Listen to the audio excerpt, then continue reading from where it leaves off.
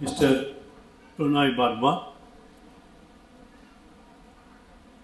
Honorable High Commissioner of India in Bangladesh, our esteemed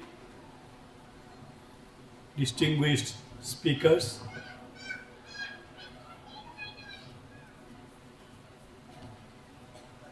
Professor Mohammad Bahauddin এবং আরেকজন বিশিষ্ট আজকের বক্তা এবং আলোচক ডক্টর তপন বাগচি। আমরা এতক্ষণ ধরে খুব সুন্দর তিনটি আলোচনা এবং ভাষণ শোনার সুযোগ লাভ করেছি। এই অবকাশে আমি আমাদের ঢাকা মঠের এখন প্রবীণ সন্ন্যাসী বলা যায় স্বামী দেবোত্থানানন্দকে আন্তরিক অভিনন্দন জানাই। তিনি যে বক্তা নির্বাচন করেছেন সত্যি খুব সুন্দর হয়েছে এবং যথাযথ হয়েছে। এরা তিনজনেই অত্যন্ত সুচিন্তিত এবং সুন্দর আলোচনা আমাদের সামনে উপস্থাপন করেছেন, যে আলোচনা শুনে আমরা সকলেই শুধু যে আনন্দ লাভ করছি তা নয়, আমরা চিন্তার দিক থেকে অধিকতর সমৃদ্ধ হয়েছি। আমার ভালো লাগছিল এদের তিনজনের কথা আলোচনা শুনতে এবং খুব সুন্দর করে এত সহজ ভাষায়, মর্মস্পর্শী প্রাণস্পর্শী ভাষায় তারা শ্রীরামকৃষ্ণের জীবন এবং বাণীকে আমাদের সামনে উপস্থাপন করেছেন। I specially congratulate our Honorable High Commissioner because he touched upon the significance of Swami Vivekananda's coming to Bangladesh, the then East Bengal, which is very important to us because of his touching explanation and elaboration of the significance of Swami Vivekananda's visit to this part of our country. I especially thank Mr. Barma because he only elaborated the significance of Swami Vivekananda's visit to Bangladesh.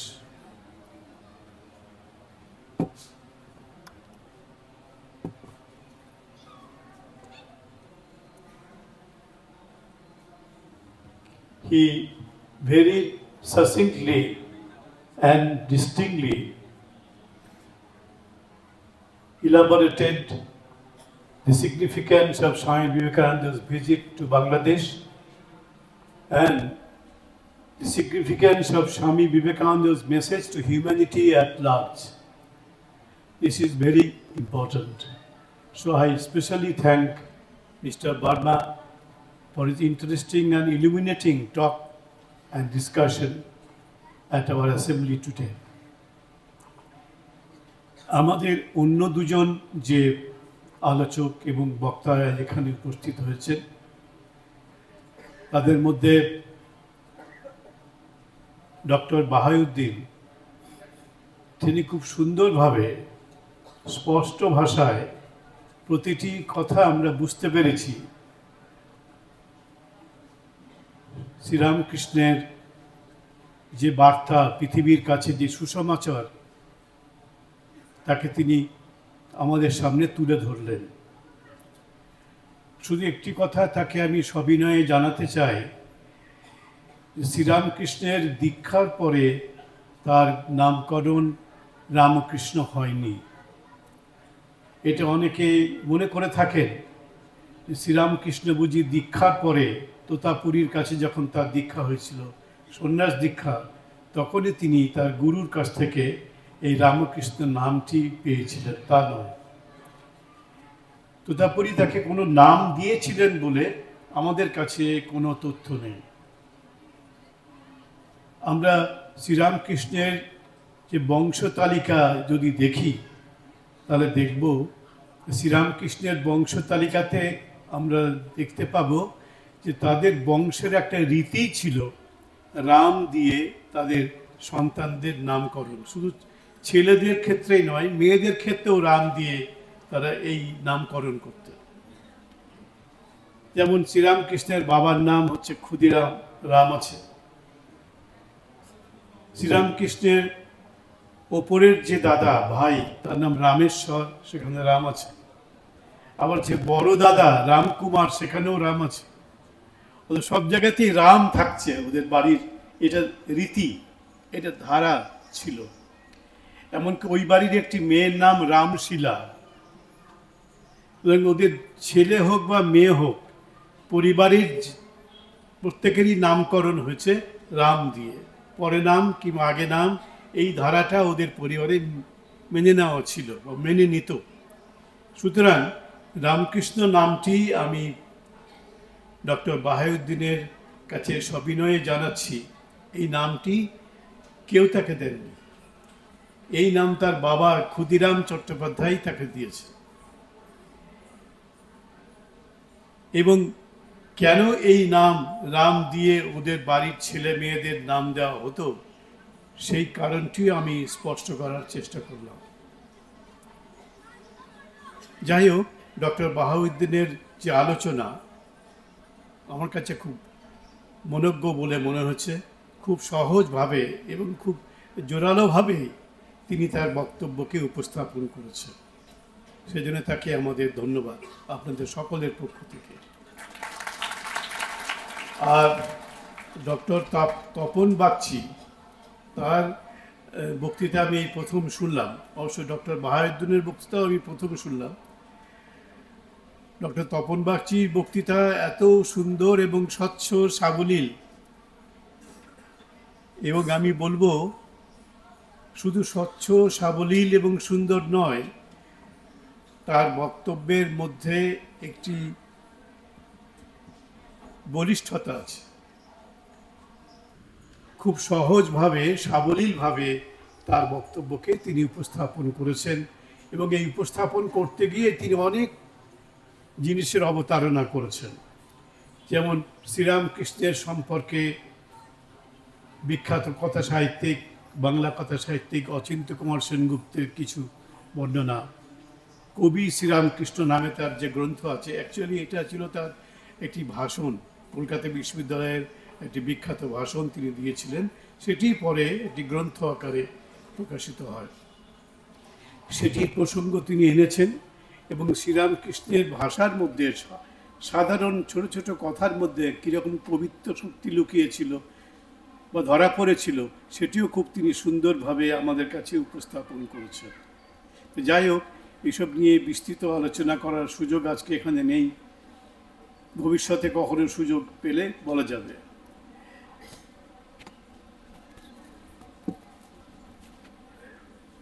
আপনারা এতক্ষণ ধরে ওদের কথা শুনেছেন,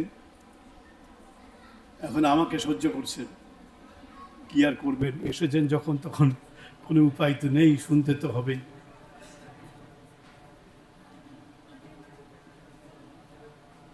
একটি কথা বলি এই আলোচনা প্রসঙ্গে, যে আমাদের আলোচনার বিষয় আজকে আপনারা শুনেছেন বা প্রোগ্রাম পেয়ে থাকলে দেখে থাকবেন, যেখানে যেমন শ্রীরামকৃষ্ণের 190তম জন্মতিথি আমরা উদযাপন করছি, তার উল্লেখ আছে।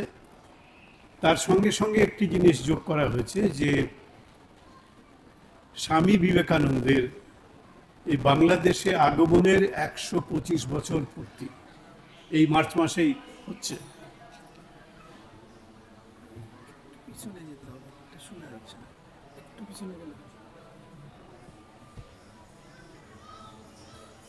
ওরা যখন বললেন তখন শব্দ শুনতে পেলেন, এখন কেন শুনতে পাচ্ছি? আসলে ওদের বলার একটা আলাদা দক্ষতা এবং যোগ্যতা আছে, সেজন্যই আমরা সবাই সে সামনেই থাকি, মঞ্চেই থাকি, আর যেখানেই থাকি না কেন পরিষ্কারভাবে বুঝতে পেরেছি। আমার হয়তো বলার মধ্যে ঘাটতি আছে, সেজন্যই এই রাকেশ সহজকে আমার আসতে হলো এটা ঠিক করার জন্য। এই স্বামী বিবেকানন্দের বাংলাদেশে আগমনের 125 বছর যে পূর্তি, এটা ইতিহাস থেকে প্রায় মুছেই যাচ্ছিল। এটাকে আমরা আমাদের এই শ্রীরামকৃষ্ণ জন্মোৎসবের আলোচনার মধ্যে নিয়ে এসে মানুষকে আবার নতুন করে স্মরণ করিয়ে দেওয়ার বিনীত প্রয়াস পেয়েছি। এই বাংলাদেশের লোকেরা, ওদের দোষ দেব না,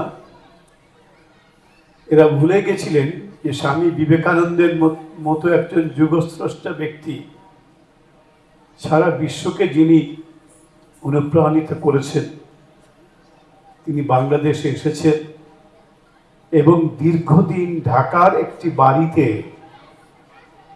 দীর্ঘদিন মানে প্রায় 19 দিন এক নাগারে বাস করেছে।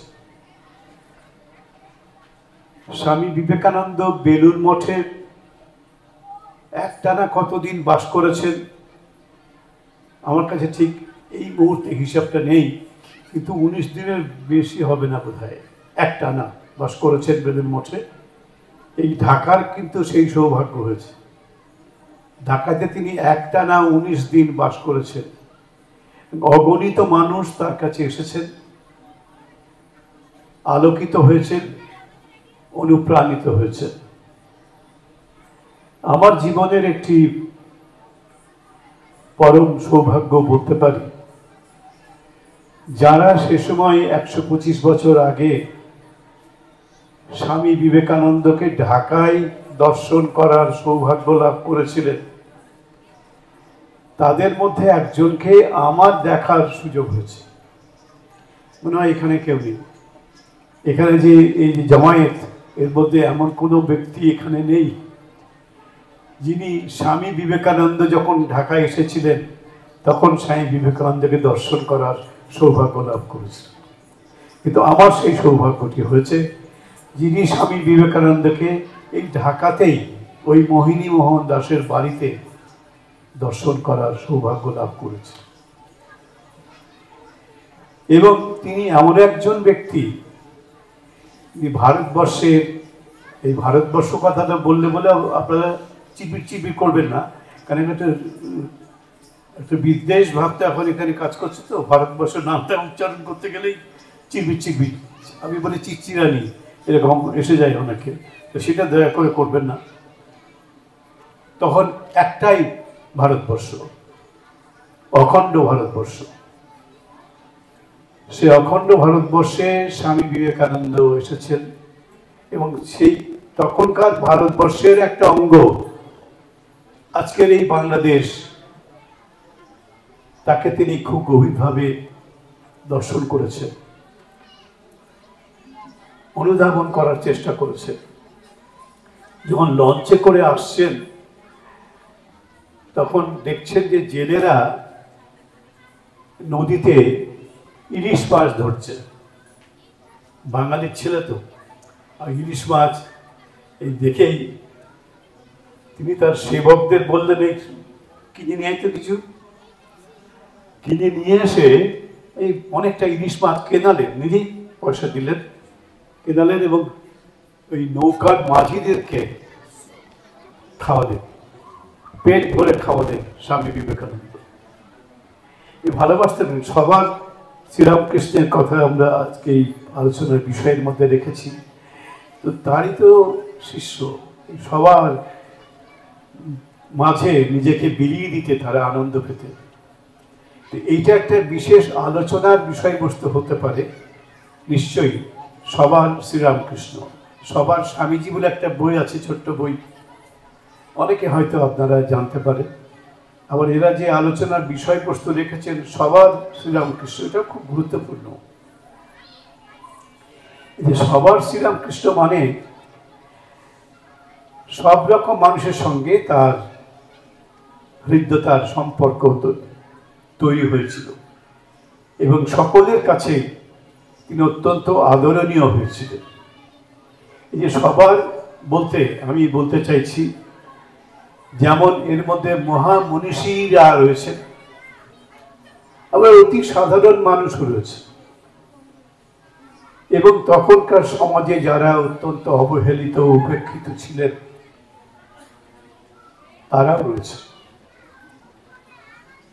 এই শ্রীরামকৃষ্ণ তখনকার দিনে যেটি আমাদের বঙ্গদেশে অত্যন্ত ঘৃণিত বিষয় বলে বিবেচিত হতো, সেটি হচ্ছে যে যারা অভিনেত্রী ছিলেন তখনকার দিনে, খুব বেশি তো ছিলেন না, মাত্র কয়েকজন অভিনেত্রী ছিলেন, পুরুষরাই অভিনয় করতেন, মেয়েদের অভিনয়, কিন্তু কয়েকজন অভিনেত্রী ছিলেন যারা নারী চরিত্রের অভিনয় করেছেন। তখনকার দিনে যারা এই নারীরা আসতেন অভিনয় করতে, অভিনয়ের ক্ষেত্রে আসতেন, তারা সাধারণত ওই যাদেরকে বলা হতো বারনারী, পুতিতা, তাদের থেকেই তারা আসতেন। কিন্তু শ্রীরামকৃষ্ণ সকলকে নিয়েই তার এই পৃথিবীতে আগমনকে তিনি পরিপূর্ণতা দান করেছিলেন। এই সবার শ্রীরামকৃষ্ণ বলতে গেলে আমাদের সেই অভিনেত্রী বিনোদিনীর নাম মনে করতে হবে, তাকে শ্রীরামকৃষ্ণ ধন্য করেছিলেন। নটি বিনোদিনীর একটি আত্মজীবনী আছে, আমার কথা বলে। যদি আপনারা কেউ পড়ে থাকেন দেখবেন কি মর্মস্পর্শী ভাষায় সেকালের সর্বশ্রেষ্ঠ অভিনেত্রী তিনি শ্রীরামকৃষ্ণকে বর্ণনা করছেন। বলছেন, আমার মতো একজন পতিতা নারীকে করুণাময় পতিত পাবন ভগবান শ্রীরামকৃষ্ণ তার সান্নিধ্য দিয়ে ধন্য করেছিলেন, আমার জীবনকে পরিপূর্ণতা দান করেছিলেন। নটি বিনোদিনী তার আত্মজীবনী আমার কথার মধ্যে অত্যন্ত মর্মস্পর্শী ভাষায় এবং সুস্পষ্টভাবে এই কথাগুলি লিখেছেন। রসিক ম্যাথর এখন তো জগৎ বিখ্যাত হয়ে গেছে, ওই দক্ষিণেশ্বর কালী মন্দিরের একজন ম্যাথর, স্ক্যাভেঞ্জার, ক্লিনার, তিনি আজকে সারা জগতের মানুষের কাছে সুপরিচিত। রসিক ম্যাথর, সে তো তখনকার দিনে অত্যন্ত, তখনকার দিনের সমাজ এদেরকে দূরে রাখা হতো, এই অন্তজ ম্যাথর শ্রেণীর মানুষদেরকে। একদিন রসিকের খুব ইচ্ছা হয়েছে, এত লোক তার কাছে আসে শ্রীরামকৃষ্ণের কাছে, সে তো আসতে পারে না, দূর থেকে দেখে কত লোক তার কাছে যাচ্ছে, তার পায়ে হাত দিয়ে প্রণাম করছে, তার এমনই দুর্ভাগ্য সে কখনোই তার কাছে আসতে পারে না, সবাই থেকে দূর দূর করে দাঁড়িয়ে দেবে। একদিন প্রকাশ্য দিবালোকে সকলের সামনে রসিক তো যেতে পারে না, একদিন তার খুব ইচ্ছে হয়েছে আজকে শ্রীরামকৃষ্ণের চরণকে সে স্পর্শ করে প্রণাম করবে। দিনের আলোয় পারছে না, সকলের সামনে পারছে না, কারণ তাইলে তার ভাগ্যে কষ্ট আছে। আর তিনি সেই রাত্রির অন্ধকারে, জানেন যে শ্রীরামকৃষ্ণ মাঝে মাঝে এই পঞ্চবটির দিকে যান, সে রাত্রির অন্ধকারটাকে তিনি বেছে নিয়েছে। গিয়ে যে রাস্তা দিয়ে শ্রীরামকৃষ্ণ যান সবারই চেনা, কোন রাস্তা দিয়ে যেতেন শ্রীরামকৃষ্ণ, সেখানে সে শুয়ে আছে, মাটিতে সাষ্টাঙ্গে শুয়ে আছে, অন্ধকার। শ্রীরামকৃষ্ণ বুঝতে পারেননি, কিন্তু দেখেছেন আচ্ছা একজন কেউ শুয়ে আছে সামনে। এদিন কে রে, তুই কে? তখন রসিক ম্যাথর ওখানে শুয়ে শুয়ে বলছে, আমি রসকে ঠাকুর, আমি রসকে, বলে রসিক। শ্রীরামকৃষ্ণ বলছেন, তুই ওরকম করে অন্ধকারে শুয়ে আছিস কেন? উঠে আয়, আমার কাছে আয়। সে তো আসবে না, ভয়ে আসবে না, সমাজপতিদের ভয়, তাকে শাস্তি পেতে হবে। উঠে আয় বলছি। শ্রীরামকৃষ্ণকে জোর করে নিজের হাতে করে তুলে ধরেছে। সবার শ্রীরামকৃষ্ণ বলে আলোচনার বিষয় আছে। জোর করে তাকে তুলে ধরেছেন, ধরে একদম বুকে জড়িয়ে ধরেছেন। সকলের সামনে রসিক আসতে পারেনি, আসতে পারে না। সে তার ভাগ্যে অনেক শাস্তি আসবে যদি সে আসে। শ্রীরামকৃষ্ণ তাকে জোর করে বুকে ধরে আলিঙ্গনে বদ্ধ করেছে। কিসের তোর ভয়, কিসের তোর সংকোচ? সকলের যা অধিকার, তোরও সেই অধিকার আছে। শ্রীরামকৃষ্ণকে বুকে জড়িয়ে ধরে তার জীবনকে একদম চিরকালের মতো ধন্য করে দিল। আজকে রসিক ম্যাথর, কে তার কথা মনে রাখতে বলুন? সে রসিক ম্যাথর আজকে জগতের ইতিহাসে স্থান পেয়ে গেছে, রামকৃষ্ণ কথামৃতের মধ্যে স্থান পেয়েছে, শ্রীরামকৃষ্ণ জীবনী সাহিত্যের মধ্যে স্থান পেয়েছে। আজকে বিশ্ব সাহিত্যের অংশ হয়ে গেছে এই রসিক ম্যাথরের ক্ষুদ্র জীবন। শ্রীরামকৃষ্ণের সৌজন্যে, শ্রীরামকৃষ্ণের জন্য। আরো কত নাম মনে আসে, সব কথা বললে তো আজকে রাত্রি শেষ হয়ে যাবে এখানে। তো এই একটা দুটো কথা বললাম। তখনকার দিনের মুসলমানদেরকে আমাদের ব্রাহ্মণ্য শাসিত হিন্দু সমাজ অত্যন্ত অবহেলার চোখে দেখত, উপেক্ষার দৃষ্টিতে দেখত। শ্রীরামকৃষ্ণের অনেক মুসলমান অনুচর ছিলেন। একটা বই আছে, যদি আপনারা কখনো দেখে থাকেন, যুগপুরুষ শ্রীরামকৃষ্ণ। এটার মধ্যে তার অনেক মুসলমান বন্ধুদের, অনুচরদের কাহিনী লেখা আছে। তাদের সঙ্গে শ্রীরামকৃষ্ণের যে ইন্টারাকশন, কথাবার্তা হয়েছে, সেগুলো তার মধ্যে লেখা আছে, খুব মর্মস্পর্শী। তো যাই হোক, আরেকজনের কথা না বললে এই সবার শ্রীরামকৃষ্ণ বিষয়টি অসম্পূর্ণ থেকে যাবে। এটি হচ্ছে বৃন্দেঝি। এটা হচ্ছে আপনারা অনেকেই এখন জানেন, যারা কথামৃত ক্লাসে আসেন এখানে তারা নিশ্চয়ই জানেন বৃন্দেঝি। এই বৃন্দেঝি মানে পরিচারিকা। এই দক্ষিণেশ্বর কালী মন্দিরের একজন পরিচারিকা, মেট তিনি ছিলেন।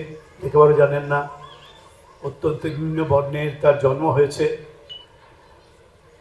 তাই বৃন্দেঝি কি ভয়ঙ্কর কাণ্ডটা করলেন, আপনারা হয়তো এইসব ব্যাপার খেয়াল রাখেন না, ছোট ব্যাপার। যখন এই কথামৃত তাকে জগতের শ্রেষ্ঠ সাহিত্য বলে একটু আগে ডক্টর বাহাউদ্দিন এটা উল্লেখ করেছে, যেমন রামায়ণ মহাভারত, তেমনি আজকে রামকৃষ্ণ কথামৃত ডক্টর বাহাউদ্দিন বলেছেন। তো সেই রামকৃষ্ণ কথামৃতের মধ্যে যেটিকে বলা হচ্ছে, বিদগ্ধ আলোচকরা, সমালোচকরা বলছেন কথামৃত হচ্ছে পৃথিবীর, শুধু বাংলার না, সমগ্র পৃথিবীর সর্বোচ্চ ধর্ম সাহিত্য এবং সর্বোচ্চ জীবনী সাহিত্য। ফেলনা লোকে বলেন, বিখ্যাত লোকে বলেছেন, সমালোচক, বিখ্যাত সাহিত্য সমালোচক তিনি বলেছেন, কথামৃত হচ্ছে আজকের পৃথিবীর সর্বোচ্চ ধর্ম সাহিত্য এবং সর্বোচ্চ জীবনী সাহিত্য। সেই কথামৃতের মধ্যে মাস্টার মশাই, মানে কথামৃতকার যিনি লিখেছেন কথামৃত, মহেন্দ্রনাথ গুপ্ত, সংক্ষেপে শ্রীম বা এম, তিনি একজন ইংরেজি শিক্ষায় শিক্ষিত একজন মানুষ, কলকাতা বিশ্ববিদ্যালয়ে। তিনি এসে শ্রীরামকৃষ্ণের সঙ্গে দর্শন করলেন, প্রথম দর্শন। সেই প্রথম দর্শনটি কথামৃতে আমরা অনেকেই পড়ে থাকি, কিন্তু তলিয়ে দেখি না যে এর মধ্যে কত গভীর ব্যঞ্জনা রয়েছে। তো শ্রীরামকৃষ্ণ আছেন তার ঘরে দক্ষিণেশ্বরে, শ্রীম এসেছেন তাকে দেখতে, তাকে দর্শন করতে। সামনে পেয়েছে ওই বৃন্দে ঝিকে, ওই কালীবাড়ির পরিচারিকা। লেখাপড়া জানে না, সমাজের অন্তজ শ্রেণীর একজন মানুষ। দেখেই বলছেন, দেখুন বিশ্ববিদ্যালয়ের একজন শিক্ষিত মানুষ শ্রীমা, তখনই তিনি 3টে হাই স্কুলের প্রধান শিক্ষক শ্রীমা, এবং একটি কলেজে আবার অধ্যাপক। তখনকার দিনে রিপন কলেজ, বর্তমানে ওটির নাম সুরেন্দ্রনাথ কলেজ। তাই কলকাতা বিশ্ববিদ্যালয়ের শিক্ষিত একজন মানুষ হচ্ছেন শ্রীমা। শ্রীরামকৃষ্ণের সঙ্গে তার পরিচয় করাচ্ছেন, ইন্ট্রোডাকশন দিচ্ছেন শ্রীরামকৃষ্ণের। কে দিচ্ছেন? আপনারা কথার মধ্যে তো অনেকেই পড়েন, কিন্তু কখনো ভেবেছেন শ্রীরামকৃষ্ণ তাকে পরিচয় করাচ্ছেন কে, কার কাছে? ইংরেজি শিক্ষায় শিক্ষিত একজন সেকালের মানুষের কাছে, শ্রীম বৃন্দেজি। শ্রীরামকৃষ্ণ তো লেখাপড়া জানেন না, বিশেষ প্রায় জানেন না বললেই চলে। আর বৃন্দে তো কিছুই জানেন না। এবং শ্রীম হচ্ছেন শিক্ষিত মানুষ, তখনকার দিনে সব ক্যাটাগরিতেই তিনি একজন শিক্ষিত মানুষ, সব মাপকাঠিতেই। তার কাছে পরিচয় করাচ্ছেন শ্রীরামকৃষ্ণ। সেখানে বললাম বৃন্দে তো লেখাপড়ার নাম মাত্রই কিছুই জানে না, সে ওই ইংরেজি শিক্ষায় শিক্ষিত মানুষটির কাছে শ্রীরামকৃষ্ণের পরিচয় দিচ্ছে, শ্রীরামকৃষ্ণ ইন্ট্রোডাকশন দিচ্ছেন। কি রকম ইন্ট্রোডাকশন?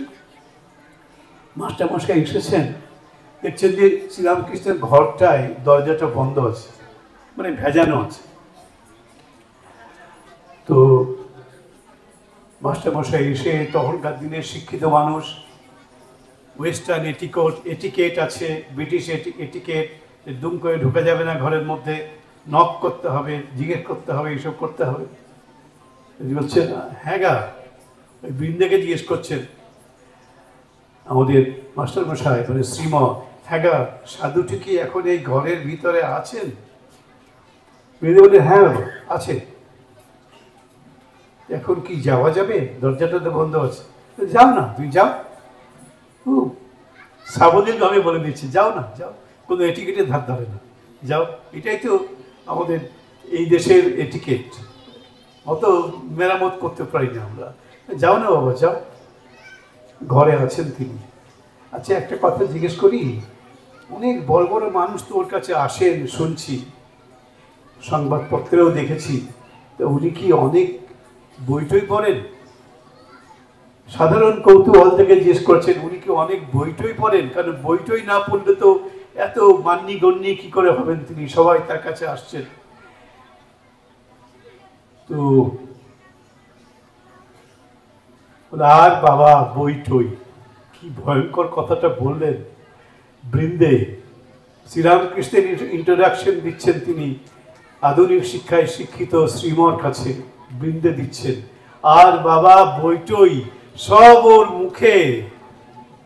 আপনারা নিশ্চয়ই কথার ভিতরে পড়েছেন এটা।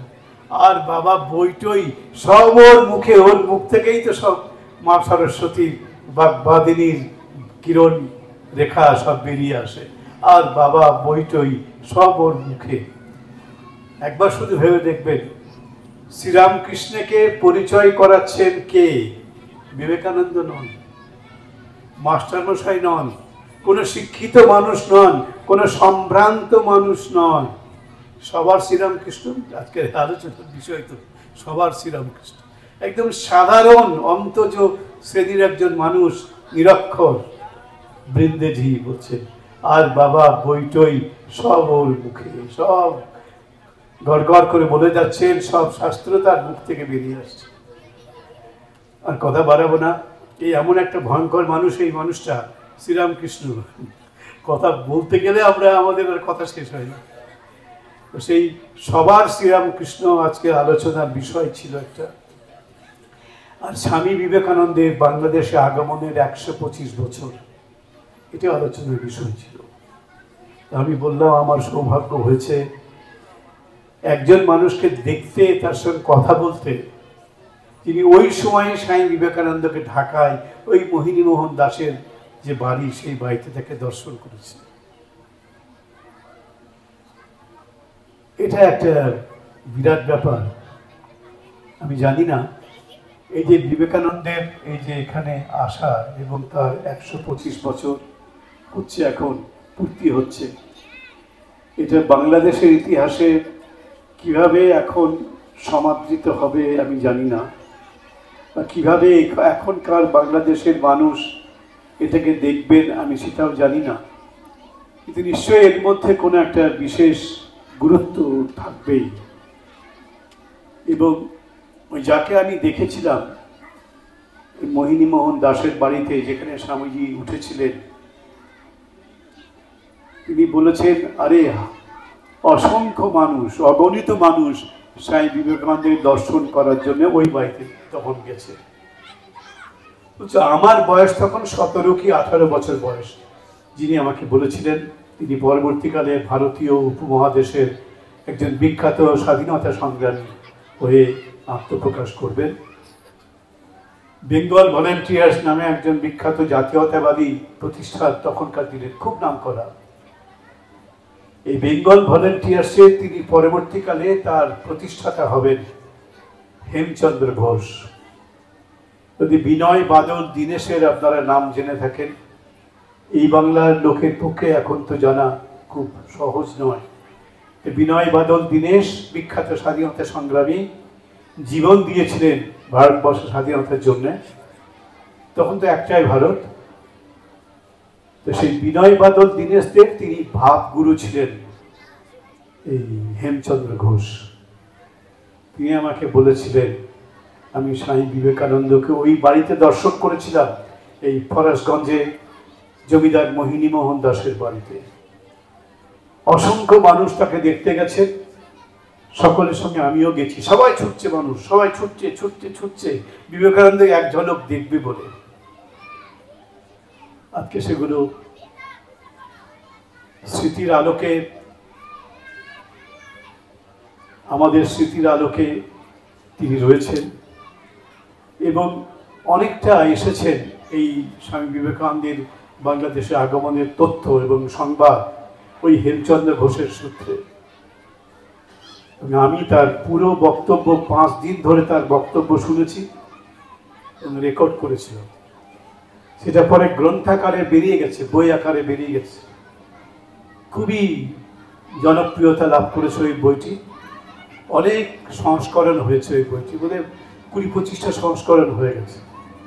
অর্থাৎ বিবেকানন্দকে যেমন মানুষ ভালোবাসে, তেমনি ওই হেমচন্দ্র ঘোষের প্রতিও মানুষের একটা আকর্ষণ ছিল। সেই জন্য তার সঙ্গে তার সাক্ষাৎকার এটা অনেকের কাছে খুব আগ্রহের বিষয় হয়ে দাঁড়িয়েছে। আজকে আর এই বিষয়ে আর কথা বাড়াবো না। আমার লোভ হচ্ছে বলতে, কিন্তু থামতে হবে আমাকে। আমি থামছি।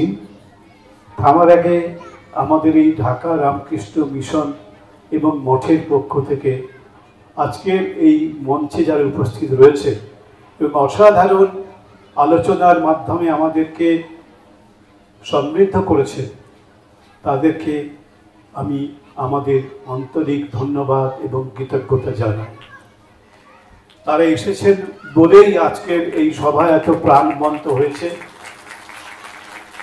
এত হৃদয়স্পর্শী হয়েছে এবং নতুন তথ্য এবং জ্ঞানের সম্ভারে আমাদের পূর্ণ করার তারা চেষ্টা করেছে।